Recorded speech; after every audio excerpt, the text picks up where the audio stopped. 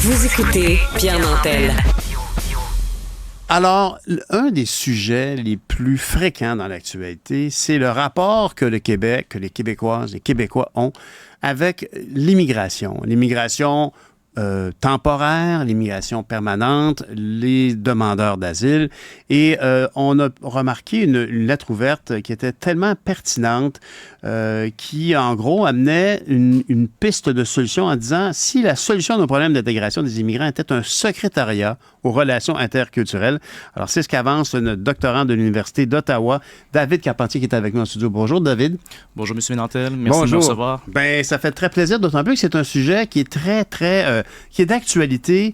On vient de passer la fête nationale. On a remarqué le ton très rassembleur de Paul Saint-Pierre Plamondon lorsqu'il est arrivé sa publicité pour la fête nationale. On voit qu'on veut accueillir, mais pourtant, ça se fait rarement en tout cas, certainement jamais dans l'insouciance. Et on marche comme sur de la glace sur ces sujets-là. Et vous avez l'impression qu'un secrétariat aux relations interculturelles favoriserait une situation plus confortable pour tous. Oui, tout à fait. Donc, on le sait, les migrations internationales ne vont pas cesser demain. C'est clair. Dans un contexte économique et démographique de pénurie de main-d'œuvre, mais aussi de vieillissement de la population puis de baisse de la natalité, le Québec est amené à devenir une société d'immigration. Elle l'est déjà, mais ça va aller en s'intensifiant. Et l'idée que je propose dans le cadre de la lettre que vous avez mentionnée, c'est de rassembler les différentes expertises qui existent actuellement sous une certaine forme dans l'appareil d'État québécois, dans l'administration publique. Donc, on peut penser à des directions au ministère de l'Immigration, au ministère de l'Éducation ou encore au ministère du Conseil exécutif.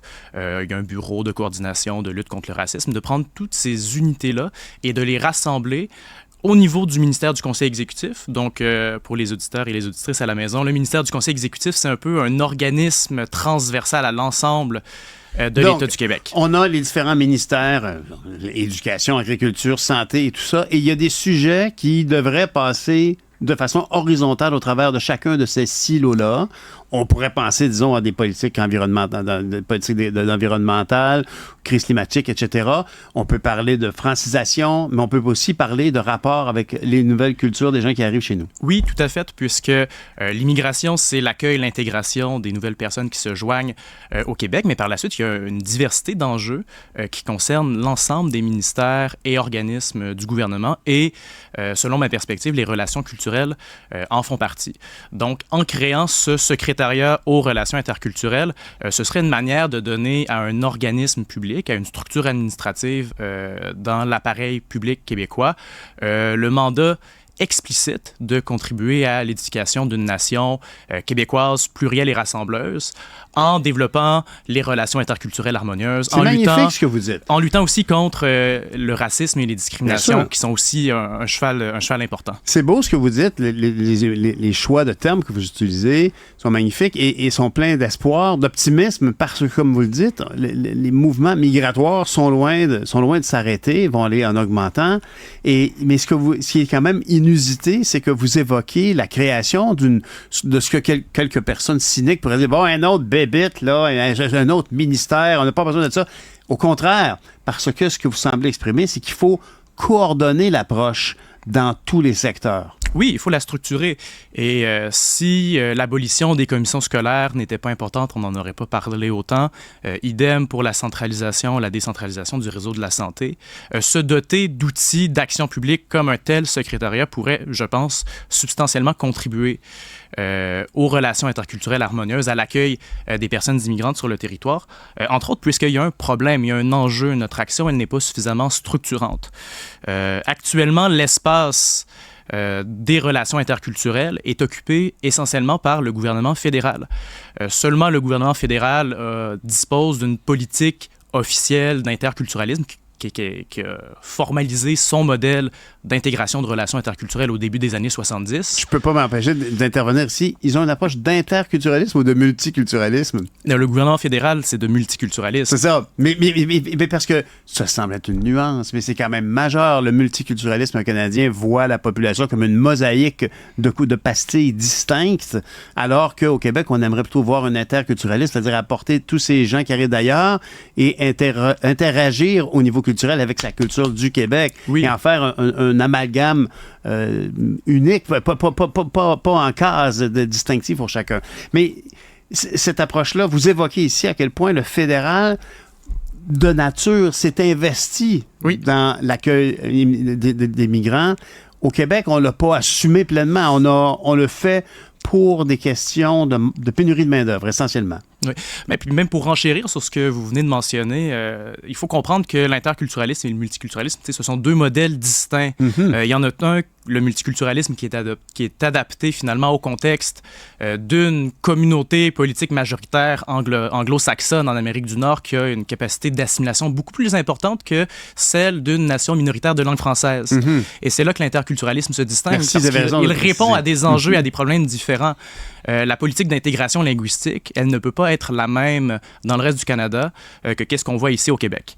Et puis, par rapport au secrétariat, un autre élément important qui viendrait asseoir sa pertinence, c'est cette capacité, à partir de l'administration publique, de planifier, d'anticiper, de réfléchir aux questions liées aux relations interculturelles.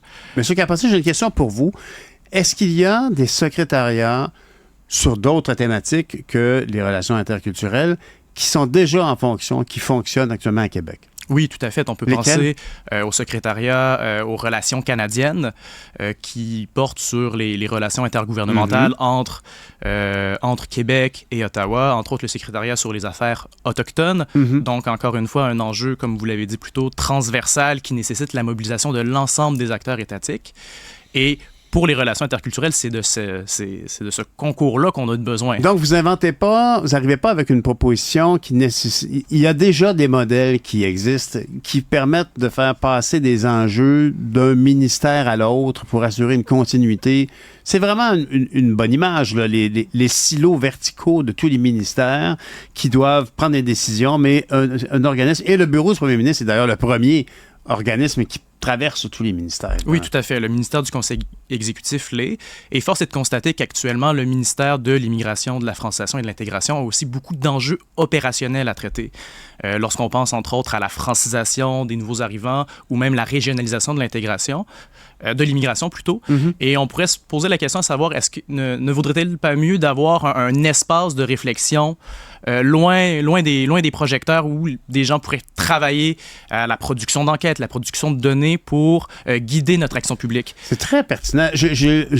Naturellement, je vous dirais, puis je me souviens d'avoir dit, je pense que c'était hier, on discutait avec Julia Pascal de l'IRIS sur les questions climatiques, puis on disait simplement que M. Charette, idéalement, son ministère parlerait à tous les ministères. C'est-à-dire qu'on aurait vu dans l'annonce de Nordvolt, par exemple, un Fitzgibbon tout heureux d'annoncer des investissements, le développement économique, tout ça. Mais ultimement, c'est au ministre Charette d'avoir dit « Je suis heureux de voir que le ministère de l'Économie et de l'Énergie a bien pris note des enjeux climatiques qu'on a et je lui cède la parole. » Ça veut tout dire d'avoir cet aspect, cet accès à tous les ministères que vous évoquez.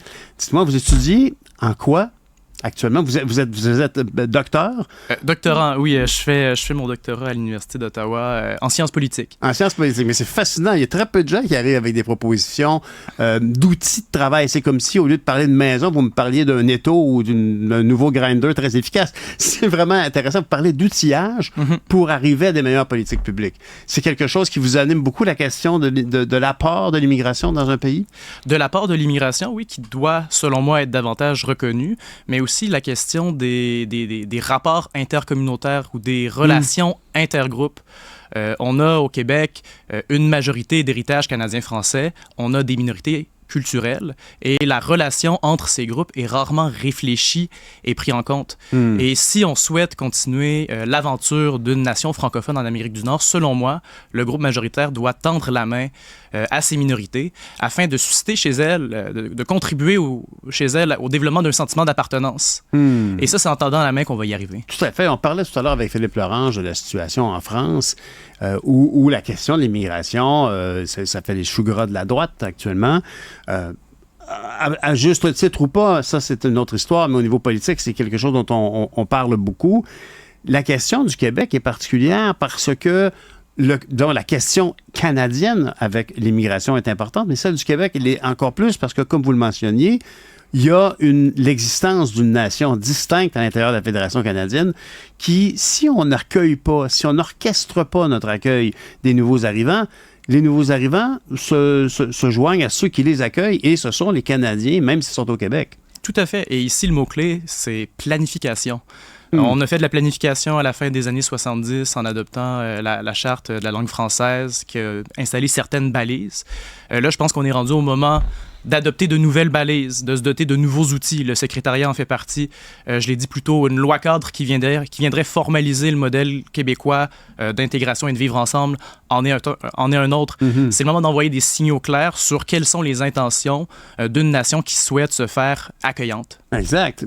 D'ailleurs, moi, j'avais présenté à Ottawa une motion pour demander, pour que la motion étant que la Chambre des communes permettre au Québec d'adopter lui-même le libellé d'un paragraphe additionnel à la déclaration, à l'assermentation citoyenne des nouveaux arrivants. Et il me semble qu'aujourd'hui, il y a quelques députés bloquistes qui font encore des cérémonies comme ça pour accueillir des gens qui reçoivent leur citoyenneté canadienne, mais en même temps, ils apportent la couleur québécoise. C'est un geste simple. Est-ce que vous croyez que ça pourrait aider de faire une cérémonie d'accueil comme ça pour les gens qui arrivent? Ou ça pourrait être le premier projet de ce secrétariat d'avoir une démarche qui mène à un sentiment d'appartenance d'une personne qui arrive dans un nouveau territoire, non? Oui, assurément que ce serait une bonne idée. Puis je pense que votre exemple est très illustratif. Les symboles comptent. Ouais. Il y a beaucoup de personnes issues de l'immigration qui disent que c'est le Canada qui les accueille, la cérémonie en fait partie, la délivraison du passeport en fait partie. Mm-hmm. Et je reviens à l'idée que j'ai évoquée plus tôt, il y a comme une sorte de vide au niveau de l'action du Québec dans ce domaine. Totalement. Un vide qui pourrait remplir et qu'en la nature ayant horreur du vide, le gouvernement fédéral le remplit à l'heure actuelle. Vous avez tellement raison. Parce qu'il faut toujours se rappeler que pour une personne qui a quitté son pays, qui a tout vendu, tout laissé tomber pour partir une nouvelle vie, pour elle, pour lui ou pour ses enfants, il arrive ici et si ultimement il reçoit sa citoyenneté, c'est pratiquement comme un nouveau baptême. Et là, c'est très important. Si on comprend le côté crucial de cette expérience pour un nouvel arrivant, bien, j'aimerais ça vous entendre sur ce fait que la personne se fait dire, ben alors voilà, voici ta déclaration de ton assermentation et tu jures fidélité au roi Charles à côté d'un gars de la RCMP, une police montée. On est loin des repères québécois ici. Ah oui, tout à fait. On est à des années-lumière de ce que adhère... Ça devrait être. À ce que ça devrait être et à ce qu'adhère finalement une majorité de Québécois et de Québécoises. Alors après ça, on ne peut pas se demander pourquoi l'intégration n'est pas toujours simple. On n'est pas là pour dire bonjour aux gens quand ils arrivent. David Carpentier, j'espère que des tas de gens au gouvernement vous entendent. J'espère que Mme Fréchette, qui a une tête bien placée, bien faite, vous fera appel à vos services rapidement. Merci beaucoup, David. Merci à vous. Bonne journée. Au revoir.